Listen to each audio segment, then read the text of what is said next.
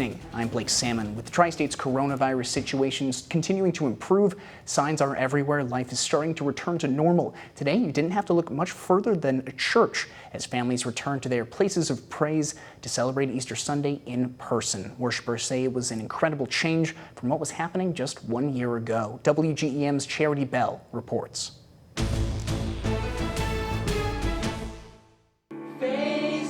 This is what last year's Easter celebration looked like for Ron Talkett and his family. At home, by themselves and tuned in virtually, but this year, that wasn't the case. Pastor at the Crossings Lima campus, Talkett says he's glad to see things return back to normal this year. Being able to see faces that you haven't seen in a while, and to see people that are excited to walk through the doors, to know who and what it means to be here for Easter is just really exciting. This year, Talkett and other families observed Easter service together in person. That's what brings the community together with Jesus, is to worship together. Lauren Stork said one lesson her family learned within the last year is to not take anything for granted. My son was a very spoiled kid, and this year he's realizing after going through that year of COVID, you know, look, this is what it's really about, and that's what I think one thing that has come out of this. Talkett says this year they have safety precautions in place to help them keep their doors open. Typically, we only have one service here at Lima at 9 o'clock,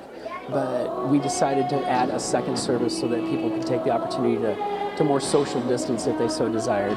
Easter service done in person for the first time for families since the start of the pandemic. Charity Bell, WGEM News, Lima, Illinois.